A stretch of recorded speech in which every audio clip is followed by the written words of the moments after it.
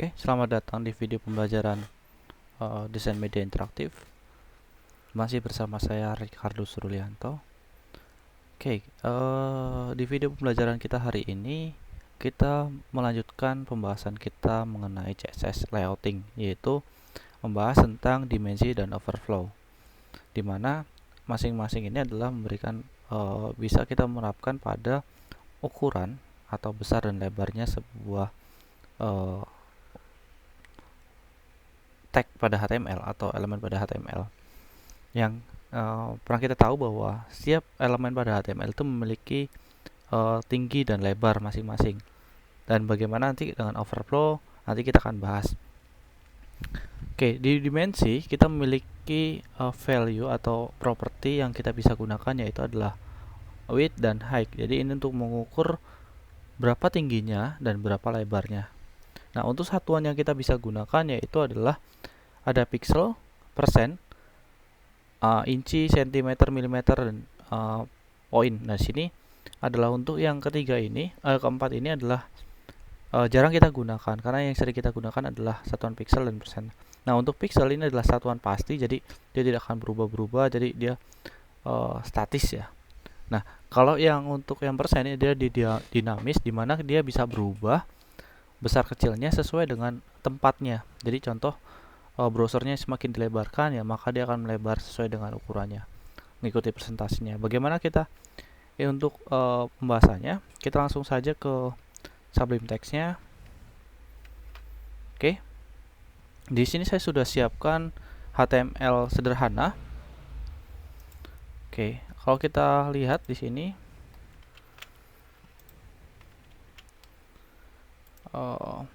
hasilnya masih kosong. Oke, di sebelah. Terus di sini yang sesuai dengan kita tahu bahwa kita tambahkan div. Mari saya bilang bahwa dimensi, karena ini adalah blok. Ketika div ini tidak memiliki arti apa-apa. Contoh di sini kayak kemarin kita bahas di video pembelajaran sebelumnya. Ketika kita bikinkan div saja, maka kita taruh di sini, kita refresh, maka tidak ada hasil. Nah, beda dengan contoh kita tambahkan di sini adalah selamat datang.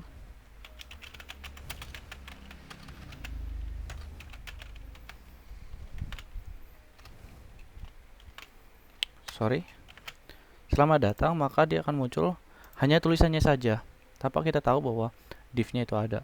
Nah, bagaimana kita tahu bahwa ini ada div? Kita bisa tambahkan di sini adalah tambahkan style. Oke, dan di sini kita tambahkan div.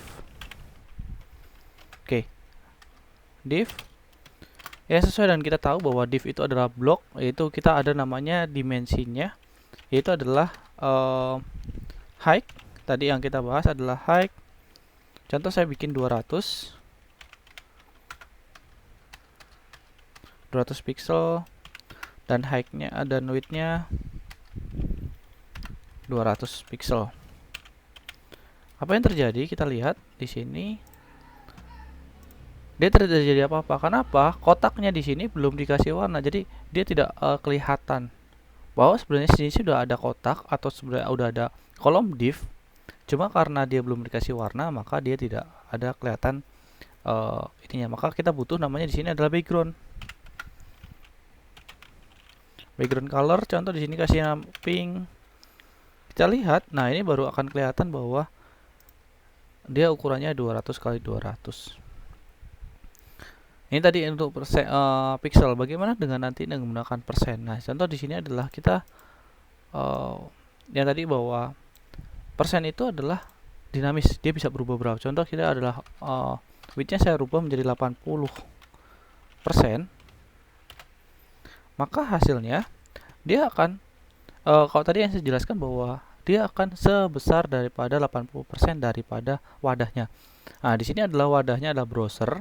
Maka contoh browser ini saya akan kecilkan, maka dia akan mengikut sebisa mungkin adalah 80% daripada lebar daripada browsernya. Jadi seperti itu. Nah, di sini juga kita bisa menerapkan untuk satu bagian saja yang kita taruh. Contoh dia height-nya saja, width-nya saja nih yang saya taruh. Maka width-nya saja, maka height-nya atau tingginya dia akan menyesuaikan daripada ukuran daripada si fontnya ini atau tulisannya, maka dia otomatis mengikuti daripada inline-nya. Di sini. Nah, bagaimana kalau seandainya kita tulisannya panjang? Oke, ini jangan 80% deh. Saya bikin dulu adalah menggunakan 200 pixel. Nah, di sini saya bikin tulisannya panjang. Lorem sum. Oke. Maka maaf, belum saya save. Maka hasilnya sini Ctrl S, sini saya akan refresh. Nah, maka dia otomatis height-nya adalah mengikuti daripada ukuran daripada teksnya. Dia relatif atau mengikuti statis ya. Biasanya dia akan statis gitu ini ya. Oke, dia akan selalu berubah lebarnya. Bagaimana kalau seandainya kita berikan seandainya ini kita buat div-nya di dalam div, atau tadi yang lebarnya itu kita rubah. Kita buat delete dulu ini, terus ini juga kita delete. Setelah kita delete dulu, terus di sini saya bikin div dengan kelas. Saya kasih kelas itu adalah div pertama saya bikin pertama. Di dalam div ini saya bikin lagi adalah div dengan kelas kedua.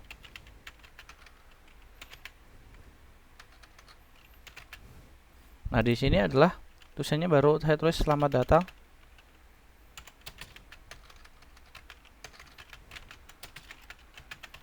Oke. Maka hasilnya akan seperti ini. Oke, masih ini belum kelihatan karena saya belum tambahkan stylenya. Saya tambahkan style.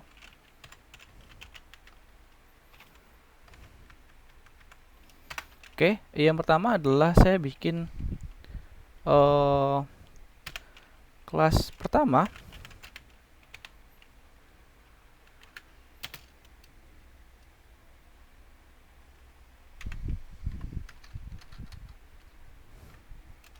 Kelas pertama saya bikin adalah ukurannya, width-nya contoh saya bikin 300 pixel, dan height-nya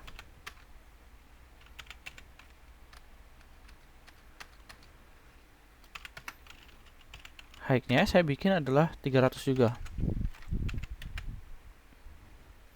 Terus yang di kedua, saya kasih background color. Background colornya saya kasih warna pink. Nah, ini. Terus saya bikin lagi untuk kelas kedua.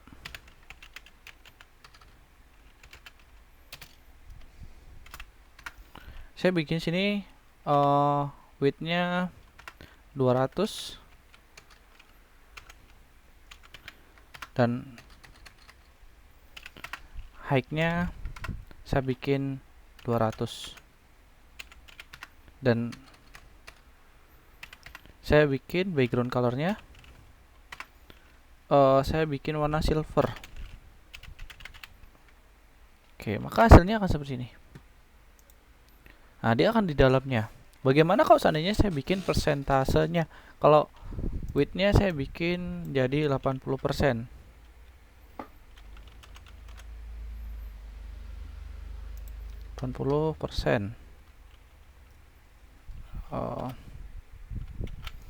Maka hasilnya dia akan sebesar 80% daripada wadahnya ini atau di div pertamanya. Dia otomatis.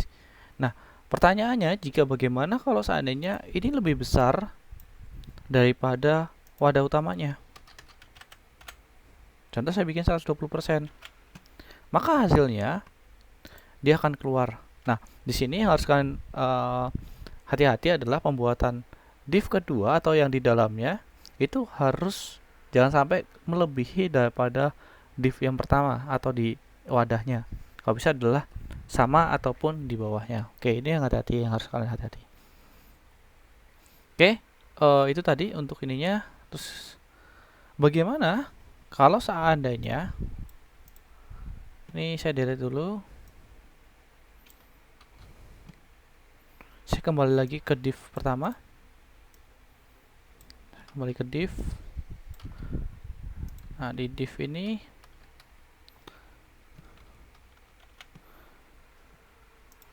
saya tadi kan ketika di sini saya tulis adalah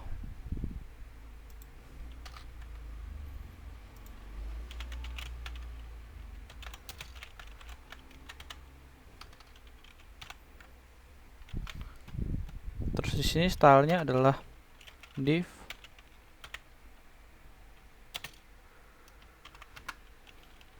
widthnya 200 pixel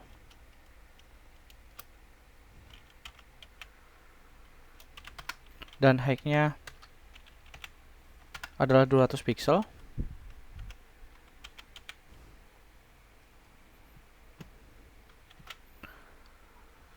Nah, ini kan oh ya, belum sih kasih background.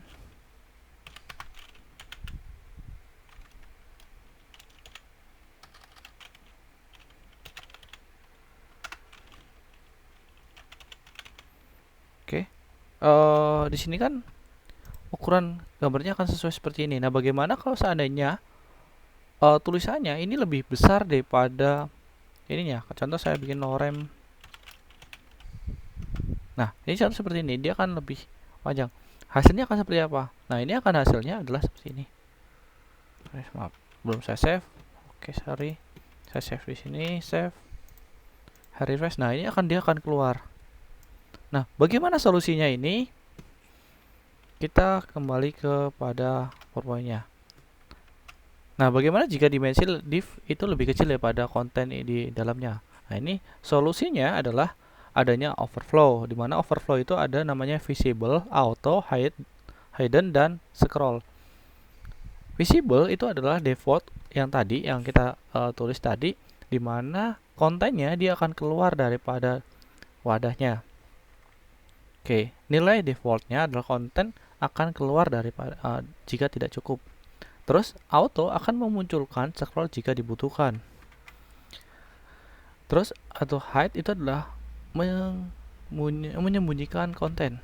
Terus scroll itu adalah memunculkan scroll meskipun kontennya tidak cukup. Oke, kita langsung saja ke ininya. Nah, di sini kita tinggal tambahkan adalah overflow.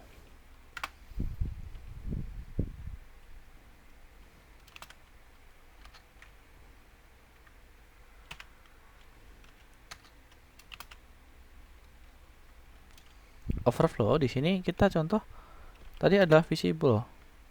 Nah, kalau visible ini ada hasilnya kan. Oke. Visible ini adalah kita tidak ada ini karena dia adalah tadi yang dibilang bahwa ini ada defaultnya. Nah, bagaimana kalau kita ganti dengan namanya di sini auto Ctrl S, maka dia akan mendapatkan scroll. Nah, ini jika kontennya dia lebih sedikit, contoh seperti ini, dia akan scrollnya akan hilang. Nah, ini seperti ini, dia scrollnya hilang. Nah, jadi kalau seandainya ini, kalau kontennya panjang, maka dia akan otomatis memberikan scroll. Jadi kalau kontennya lebih sedikit, maka scrollnya hilang. Nah, bagaimana kalau hide atau hidden? Nah, hidden ini akan menyembunyikan konten yang sisanya. Dia seperti ini. Nah, dia akan yang bawahnya ini tidak bisa diakses. Dia akan bisa diakses hanya yang di dalam kontennya, yang masih masuk dalam kontennya. Oke, yang terakhir itu adalah kita tadi adalah scroll. Nah, scroll di sini apa bedanya dengan auto? Dia akan memberikan scroll pada ini pada bagian div-nya, tetapi jika seandainya memang kontennya cukup, ini contoh kita hilangkan, maka scrollnya masih tetap ada, masih munculkan scroll. Oke, demikian pembahasan tentang dimensi dan overflow. Mudah-mudahan bermanfaat. Silahkan boleh dicoba, dan latihan kita akan bahas lagi selanjutnya adalah mengenai CSS yang lainnya untuk membuat sebuah layout sampai dengan jadi. Oke, terima kasih. Sampai ketemu lagi di video pembelajaran lainnya.